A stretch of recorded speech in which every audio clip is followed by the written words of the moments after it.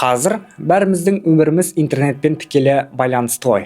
Онлайн дүкеннен зат аламыз, тамаққа тапсырыс береміз, ақша аударып төлем жасаймыз. Бәрі ыңғайлы, бәрі жылдам, бірақ сонымен бірге қауіпті нәрселер де көбейіп бара жатыр. Оның біреуі интернеттегі алаяқтық. Еліміздегі мұндай қулық сұмдықтар кәдімгідей күн сайын қулап өсіп жатыр. Менің есімім Ержан және сіздер Жас Вайб YouTube арнасын көріп отырсыздар. Бүгін мен сіздерге онлайн алаяқтық қалай жұмыс істейді, олардың айласы қандай және ең бастысы айлакерлердің құрбаны болмау үшін не істеу керектігін айтамын.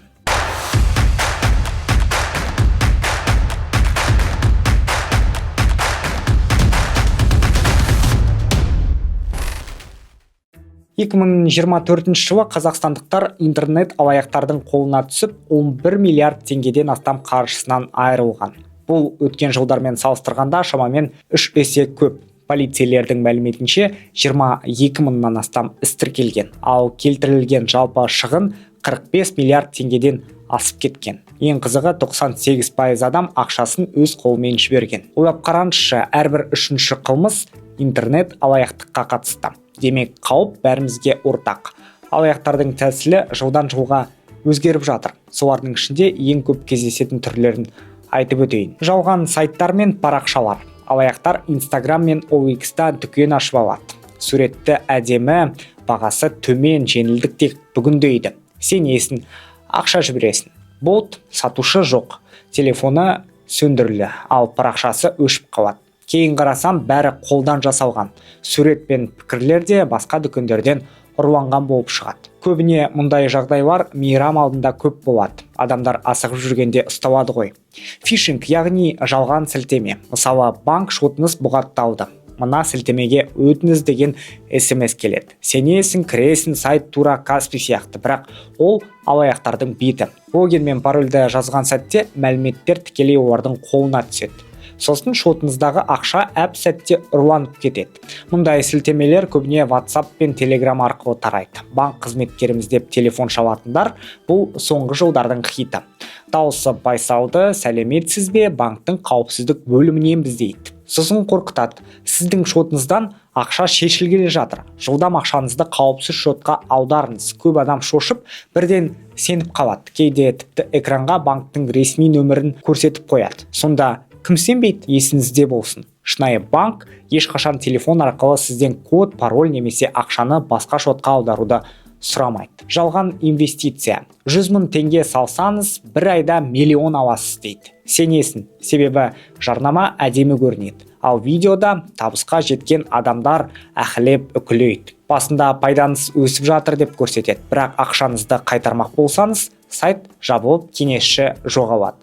Осындай схемамен адамдар миллиондап қаржысынан айырылып жатыр. Интернеттегі таныстық. Бұл да классикалық тәсіл. Алаяқтар Instagram не Tinder арқылы танысады. Жақсы көрем, саған сенем, өмірде жалғызбын дейді. 1-2 ай өткен соң жалақым жетпей тұр, ауырып қалдым, сыйлық алмақ едім дейді. Сеніп ақша жібересің, сосын ол адамда жоқ.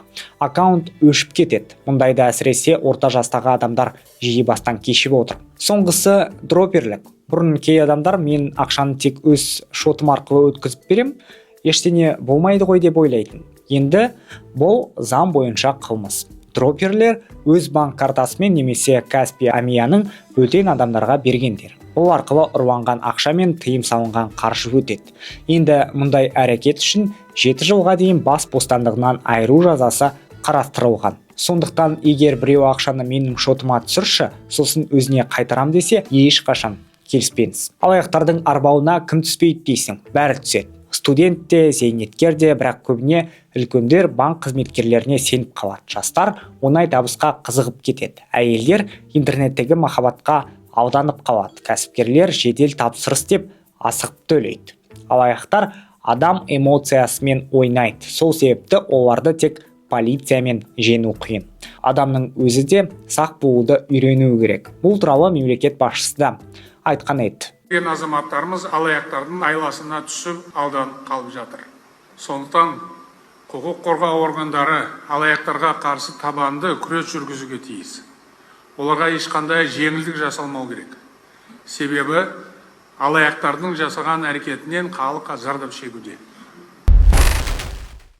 Ал енді мен сіздерге алаяқтардан сақ болудың 7 қарапайым жолын айтып берейін. Мұқият есте сақтап алыңыз. Күмәнді сілтемелерге өтпеңіз. Ешкімге жасырын сөзді, кодты, пинді тіптен айтпаңыз.